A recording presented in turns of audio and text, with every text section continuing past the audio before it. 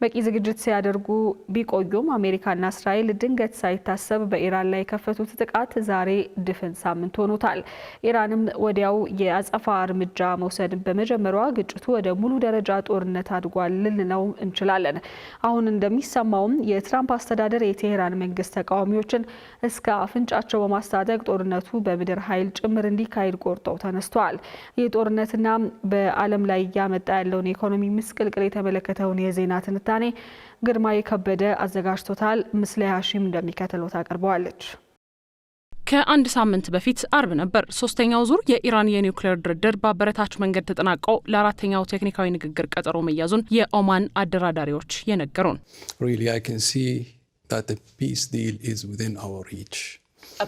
እኔ እንደምገምተው ለዲፕሎማሲ ትኩረት ከሰጠን የሰላም ስምምነት ሊደረስ ይችላል።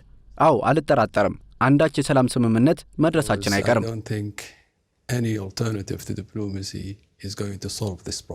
ይሁንና በማግስቱ ቅዳሜ ማለዳ የሆነው ሁሉ ሆነ። በዓለም የጦርነት ልምድ ባልታየ አካሄድም እነ አሜሪካ ያስወነጨፏቸው የመጀመሪያዎቹ ሚሳኤሎች ጥቃት የኢራኑን መንፈሳዊ መሪ አያቶላህ ካሃሜኒን እና በርካታ ሹማምንቶችን ሕይወታቸው ጭዳ አደረገ።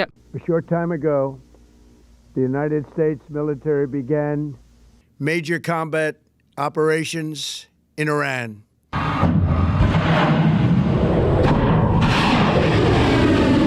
በዚሁ ጥቃትም 168 የቴህራን የአንደኛ ደረጃ ሴት ተማሪዎች በጠራራ ፀሐይ በሀያላኑ ሚሳኤል ተበሉ። ኢራንም የዋዛ አልነበረችምና ጥቃቱ ከተከፈተባት ጊዜ ጀምሮ በወሰደችው የበቀል እርምጃ በጠላቶቿ ላይ ያደረሰችው ጉዳት በምንም መስፈርት የሚናቅ አይደለም። ይህ በሳምንቱ የዜና ዘገቦች እንደሰማነው ኢራን በእስራኤል ላይ በመካከለኛው ምስራቅ የአሜሪካ ጦር ሰፈሮችና እንደ ኤምባሲ ባሉ ጥቅሞቿ ላይ በሚሳኤልና በድሮን ከፍተኛ ጉዳት አድርሳለች። የጦርነት ድልና ጉዳት በሁለቱም ተፋላሚዎች ወይ ይጋነናል ወይ ይድበሰበሳልና ስለ ሰሞኑ የፋርስ ጦርነት ጥርት ያለ መረጃን ማግኘት አለመቻሉ ነው ክፋቱ። በኩዌት በአንድ ቀን የሚሳኤል ኢላማ ሆነው የወደቁት የአሜሪካ F-15 የጦር ጄቶች ለዚህ ጥሩ ማሳያ ናቸው። አደጋው እንደገጠመ ጄቶች የተነሱባት ኩዌት ቀድማ በሰጠችው መግለጫ በደፈናው የውጊያ ጄቶቹ ተመቱና ወደቁ አለች እንጂ በስህተት ስለመመታታቸው ዛሬም ድረስ ያለችው ነገር የለም። ቀጠሉና የአሜሪካ ወታደራዊ ባለስልጣናት ጄቶች የወደቁት የወገን የስህተት እርምጃ ነው አሉ። ለዚህ ደግሞ አሁንም ማንም የተጨበጠ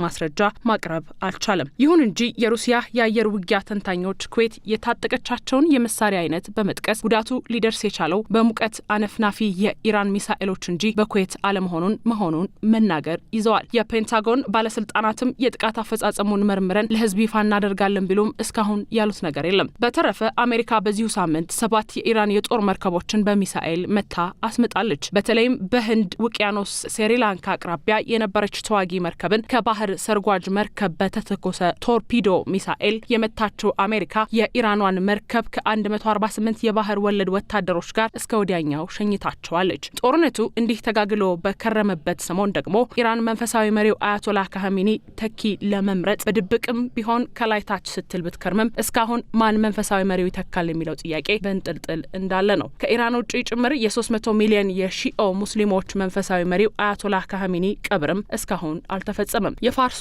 ወቅታዊ ጦርነት ኢኮኖሚያዊ አንድምታው በዚያው በቀጠናው ተገድቦ የሚቆይ አይደለምና የኛን ሀገር ጨምሮ የበርካታ ሀገሮች ኢኮኖሚ ይቆነጥጥ ይዟል። በግጭቱ ምክንያት ወደ መካከለኛው ምስራቅ በረራ ያቆመው የኢትዮጵያ አየር መንገድ በአንድ ሳምንት ብቻ እስከ 13.5 ሚሊዮን ዶላር ገቢ እንደሚያጣ ለአንድ መገናኛ ብዙሃን ገልጿል። ተደጋግሞ እንደሚገለጸው የፋርስ ባህረ ሰላጤ የዓለማችን 20 ከመቶ የሚሆን ነዳጅ ምንጭና መተላለፊያ በመሆኑ በሳምንቱ የነዳጅ ዋጋ በእጅጉ ነው የጨመረው። በተለያዩ ገበያዎች ልዩነት ቢኖርም የነዳጅ ዋጋ እንደ አውሮፓ ባሉ ገበያዎች ከ50 ከመቶ በላይ ተጨማሪ ገንዘብ እያስከፈለ ነው። በበርካታ ሀገራት ያሉ አክሲዮን ገበያዎችም ከጦርነቱ አንጻር መጪ ክፉ ጊዜን በሚያሰላስሉ ባለሀብቶች ዳተኝነት ዋጋቸው ቁልቁል እየሄደ ነው። ወደ እሳቱ ጦርነት ስንመለስ ሁለቱም ተፋላሚዎች የእሳት ኳስ መወራወሩን ጋብ ለማድረግ ገና ማሰብ እንኳን የጀመሩ አይመስሉም። ትናንት ከሰዓት የወጣ አንድ የቢቢሲ ዘገባ ላይ የቴህራን ነዋሪዎች ሐሙስ ለአርብ አጥቢያ በእስራኤል የተፈጸመው ድብደባ ከዚህ ቀደም አይተውት የማያውቁት ከባድ እንደሆነ የሚያረጋግጠውም ይህንኑ ነው። የአሜሪካው ፕሬዝዳንት ዶናልድ ትራምፕ ትናንት ሌላ ሀሳብ ይዘው መምጣታቸው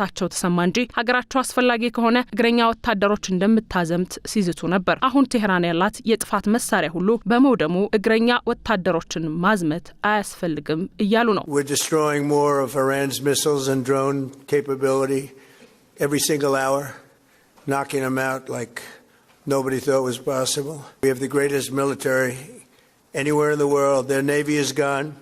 24 ships in 3 days. That's a lot of ships. Their anti-aircraft weapons are gone. So they have no air force, they have no air defense.